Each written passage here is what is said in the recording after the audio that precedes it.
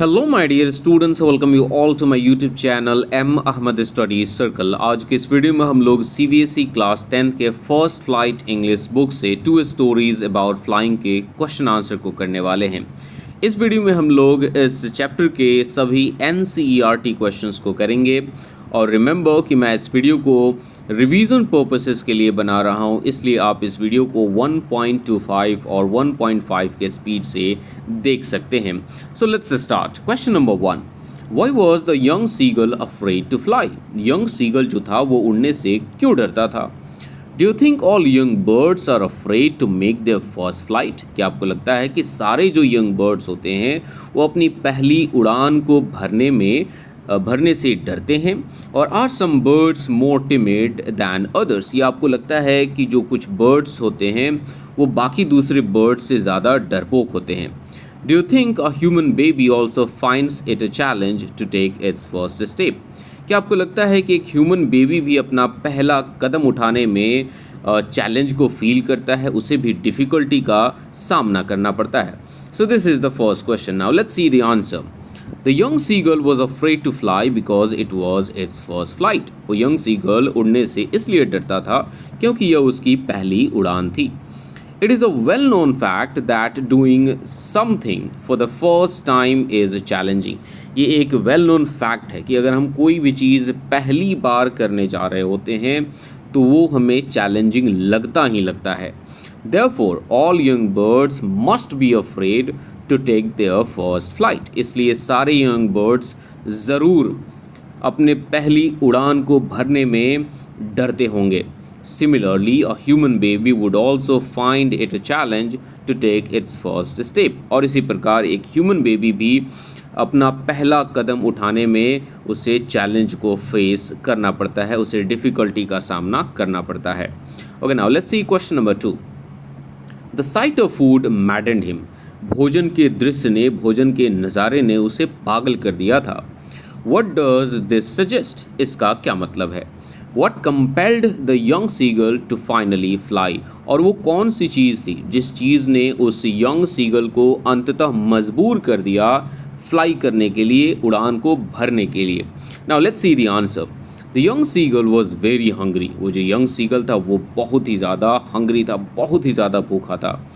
It was this hunger that ultimately compelled it to fly. और यह उसकी भूख ही थी जिसने उसे मजबूर कर दिया फाइनली फ्लाई करने के लिए, अपनी पहली उड़ान को भरने के लिए।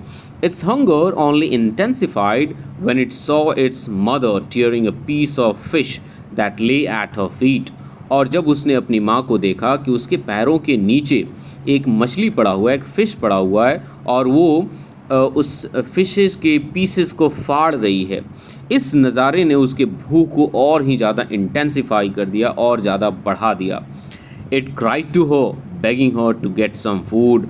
और ये यंग सीगल अपनी माँ की तरफ देखकर चिल्लाने लगा, बेग करने लगा, रिक्वेस्ट करने लगा कि वो उसके लिए कुछ फूड लेकर आए।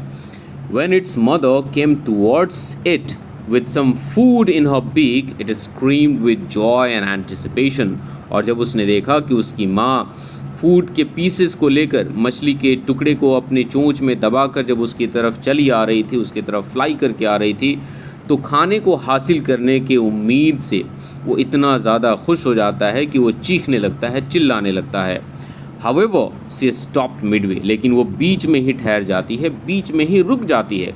It wondered why she did not come nearer. अब वो सोचने लगता है कि उसकी माँ जब फूड को लेकर उसकी तरफ आ ही रही थी तो वो बीच में क्यों रुक गई?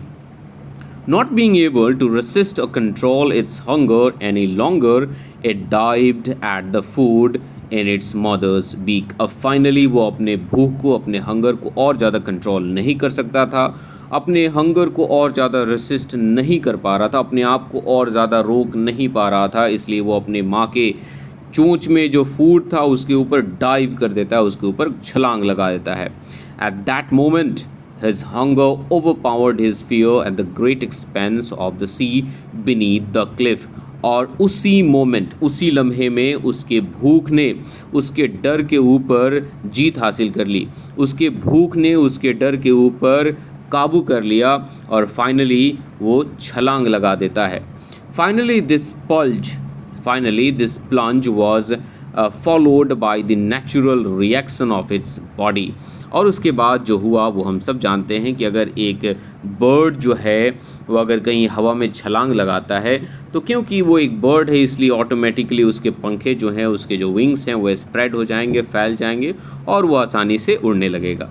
Now let's see question number 3. They were beckoning to him calling shrilly. वे जो थे, वे कौन, मतलब उसके पेरेंट्स, उसके भाई बहन, वो चीख रहे थे, चिल्ला रहे थे और उसे अपनी तरफ बुला रहे थे. Why did the seagull's father and mother threaten him and cajole him to fly? और यंग सीगल के फादर और मदर उसे उड़ने के लिए क्यों धमका रहे थे, उसे क्यों बहला रहे थे, फुसला रहे थे. Now let's see the answer. The young seagull was afraid to fly. Young seagull जो था वो उड़ने से डरता था. Even when it saw its brothers and sisters flying. यहाँ तक कि उसने देखा कि उसके भाई और बहन जो है वो पहले से ही फ्लाई कर रहे हैं, जो कि उससे छोटे हैं. And its parents helping and teaching them. और उसके जो पेरेंट्स हैं वो उसके छोटे भाई बहनों की मदद कर रहे हैं, उनके उड़ने के स्किल्स को परफेक्ट बनाने में उनकी मदद कर रहे हैं. It could not gather enough courage to make that first flight.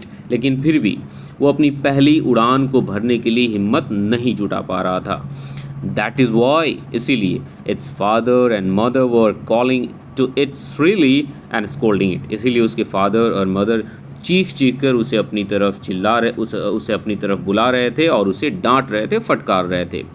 They threatened to let it starve on its ledge if it did not fly. उन्होंने उसे धमकी दी थी कि अगर वो उड़ता नहीं है तो वे लोग उसके लेज पर उसे भूखा ही छोड़ देंगे. They did so, और उन्होंने ऐसा किया भी, because they wanted it to leave its fear behind and learn to fly. क्योंकि वो चाहते थे कि ये अपने डर को पीछे छोड़े और उड़ना सीख जाए. Now let's see, हम लोग ब्लैक एरोप्लेन के क्वेश्चन आंसर को भी कर लेते हैं. इस फर्स्ट फ्लाइट के जो क्वेश्चन आंसर थे एनसीईआरटी के, उसे हमने ऑलरेडी डिस्कस कर लिया है. Question number 1 from the black aeroplane. I take the risk. What is the risk? Why does the narrator take it? मैं रिस्क लूँगा. आखिर रिस्क क्या है और नैरेटर ये रिस्क क्यों लेता है? The risk was to fly through the black storm cloud. Risk ये था कि उसे ब्लैक स्टॉर्म क्लाउड, तूफानी बादल से होकर गुजरना था अपने ओल्ड प्लेन डकोटा DS-08 को लेकर. The narrator took the risk because he wanted to reach England not Paris. ये गलती से टाइपिंग मिस्टेक हुआ है, यहाँ पर इंग्लैंड होना चाहिए था बट वो पेरिस हो गया. वो पेरिस से वापस इंग्लैंड जा रहा था, right, to celebrate Christmas with his family. वो अपने फैमिली के साथ इंग्लैंड में क्रिसमस सेलिब्रेट करना चाहता था. वो एक इंग्लिश ब्रेकफास्ट को मिस नहीं करना चाहता था और इसीलिए उसने उस स्टॉर्मी क्लाउड में अपने प्लेन को डाल दिया. So this was the risk that he took. Question number 2. Describe the narrator's experience as he flew the aeroplane into the storm. हमें नैरेटर के एक्सपीरियंस को बताना है जब वो अपने प्लेन को उस स्टॉर्मी क्लाउड में डालता है. Now let's see the answer. As he flew into the storm, जैसे ही वो अपने प्लेन को स्टॉर्म में डालता है, everything went black. चारों तरफ अंधेरा छा जाता है. It was impossible to see anything outside the plane. Plane से बाहर कुछ भी देख पाना लगभग असंभव था, impossible था. It jumped and twisted in the air. I mean, that old plane, it was jumping and twisting in the air just because at that situation the air was so strong and wild. When he looked at his compass, he saw that it was turning round and round. जब उसने अपनी compass की तरफ देखा तो वो देखता है कि उसका कंपस राउंड एंड राउंड घूम रहा है. It was dead. वो मर गया था? नहीं, वो ख़राब हो गया था. Along with it, the other instruments, including the radio, were also dead. और कंपस के साथ जो दूसरे इंस्ट्रूमेंट्स लगे हुए थे वो भी डेड हो गए थे, जैसे कि रेडियो भी आउट ऑफ फंक्शन हो गया था, वो भी ख़राब हो गया था. Suddenly he saw another aeroplane. और अचानक से वो क्या देखता है कि एक और एरोप्लेन है. Its pilot waved at him, asking him to follow, and he thought कि उस एरोप्लेन का जो पायलट है वो उसकी तरफ अपने हाथों को हिला रहा है, लहरा रहा है और वो कह रहा है कि वो उसको फॉलो करे. He was glad to find a helper. I mean, being in such a difficult situation, if you see someone who is trying to help you, obviously you are going to be happy. You are going to feel very calm, composed and relaxed. तो वो बहुत ही ज़्यादा happy हो जाता है, glad हो जाता है कि हाँ, कोई ना कोई उसकी मदद करने वाला है. He was using his last fuel tank and there was only enough fuel to fly 5 or 10 minutes. I mean, वो अपना लास्ट फ्यूल टैंक यूज़ कर रहा था। उस छोटे से प्लेन में 2 फ्यूल टैंक थे। अब उसके पास इतने ही ईंधन बचे हुए थे कि वो उस प्लेन को 5 to 10 मिनट्स क्या कर सकता था, हवा में फ्लाई कर सकता था। Then the other pilot started going down and he followed. तभी देखता है कि जो दूसरा पायलट है वो अपने प्लेन को नीचे लेकर जा रहा है and he was following that pilot obediently like a child. He suddenly came out of the clouds and saw the runway. वो अचानक से देखता है कि वो उस स्टॉर्मी क्लाउड से बाहर निकल आया है और उसको रनवे दिखाई दे रहा है on which he then landed his plane safely. और फिर वो उस रनवे पे अपने प्लेन को सेफली लैंड करा देता है. Now let's see question number 3. Why does the narrator say I landed and was not sorry to walk away from the old Dakota? Narrator ये क्यों कहता है कि मैं लैंड कर गया था और उस पुराने ओल्ड डकोटा से बाहर निकल कर आने में मुझे ज़रा सा भी दुख नहीं हुआ? Let's see the answer. He was delighted to land safely out of dark stormy clouds. Therefore, he was not sorry to walk away for his plane. Obviously, वो एक डिफ़िकल्ट सिचुएशन, एक फ्राइटनिंग, एक डरा देने वाले सिचुएशन से safely निकल कर बाहर आया था और वो लैंड कर गया था, इसलिए वो उस प्लेन से निकल कर बाहर आने में उसको ज़रा सा भी तकलीफ़ या दुख नहीं होता है. ही फेल्ट बैड, उसे थोड़ा सा बुरा इसलिए लगता है when he was not able to thank his guide, his mentor who saved him from frightening situations. और उस डरावने, उस ख़तरनाक सिचुएशन में जिसने उसकी मदद की, उस पायलट को वो थैंक्स नहीं बोल पा रहा, इसलिए वो थोड़ा सा सैड फील कर रहा है. But he was so happy after landing, लेकिन लैंडिंग करने के बाद वो काफ़ी खुश है. He did not feel sorry for not being able to thank the guide pilot. In the end उसे उतना भी तकलीफ नहीं होता है कि वो उस पायलट को नहीं ढूंढ पाया और उसे थैंक्स नहीं बोल पाया. Now let's see question number 4. What made the woman in the control center look at the narrator strangely? Control centre में एक महिला थी. नैरेटर उस महिला से ऐसा क्या कहता है कि वो अजीबोगरीब तरीके से नैरेटर की तरफ देखने लगती है? Answer. The woman in the control room was surprised when the narrator asked about the other aeroplane and its pilot. अब जैसे ही हमारा नैरेटर उस गाइड पायलट को थैंक्स बोलने के लिए वहाँ पर जाता है कंट्रोल सेंटर में और उस महिला से पूछता है कि वो जो दूसरा एरोप्लेन है वो कहाँ गया और उसका पायलट कहाँ गया. इस बात को सुनकर वो जो रिसेप्शन पर बैठी हुई महिला होती है वो हैरान हो जाती है. She said that there was no aeroplane seen on the radar. वो कहती है कि मैं रडार पर तुम्हारे एरोप्लेन के अलावा किसी भी दूसरे एरोप्लेन को मैंने नहीं देखा है. Okay, now let's see question number 5. Who do you think helped the narrator to reach safely? आपको क्या लगता है कि सुरक्षित लैंड करने में नैरेटर की मदद किसने की थी? Discuss this among yourselves and give reasons for your answer. So this question is open question. I mean, you can discuss this question among your classmates in the class.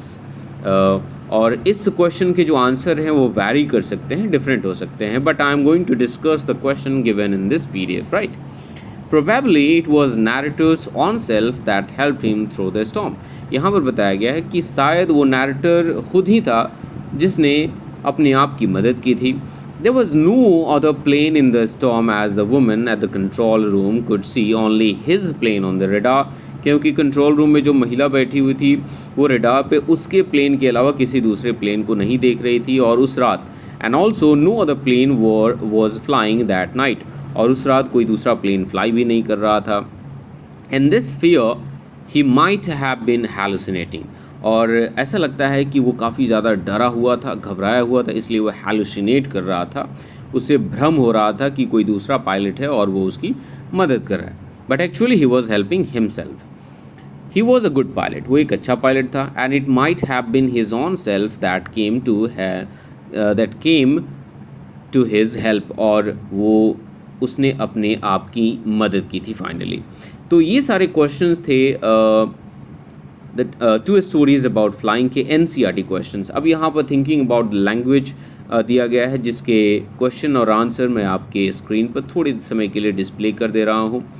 और इसके बाद हमारे पास कुछ ऐसे क्वेश्चन आंसर दिए गए हैं जो कि आपके बुक में नहीं है जिन्हें हम लोग एडिशनल क्वेश्चन आंसर कह सकते हैं। तो अगर आप चाहते हैं कि मैं इन एडिशनल क्वेश्चन आंसर्स को कराऊं तो आप मुझे नीचे कमेंट सेक्शन में बता सकते हैं। मैं एक सेपरेट वीडियो बना दूंगा एडिशनल क्वेश्चन आंसर के। और मैं आपको बता दूं कि एडिशनल क्वेश्चन आंसर में एक्सट्रैक्ट बेस्ड क्वेश्चंस होते हैं, फिर उसके बाद शॉर्ट क्वेश्चन आंसर होते हैं और फिर उसके बाद लॉन्ग क्वेश्चन आंसर्स होते हैं। और मेरे पास एक सेल्फ असेसमेंट सेट भी है कि इन दोनों वीडियोस को देखने के बाद उस सेट को आप लगा सकते हैं और आप देख सकते हैं कि आप कैसा करते हैं। तो अगर आपको एडिशनल क्वेश्चन आंसर चाहिए तो आप मुझे कमेंट सेक्शन में ज़रूर बताइएगा। तो मिलते हैं हम लोग नेक्स्ट वीडियो में, तब तक के लिए टेक केयर। और अगर आप चैनल पे नए हैं तो प्लीज़ आप चैनल को सब्सक्राइब कर लें और उस बेल आइकन को भी प्रेस कर लें, so that you can get the notifications when I upload a new video. Till then, take care, bye bye.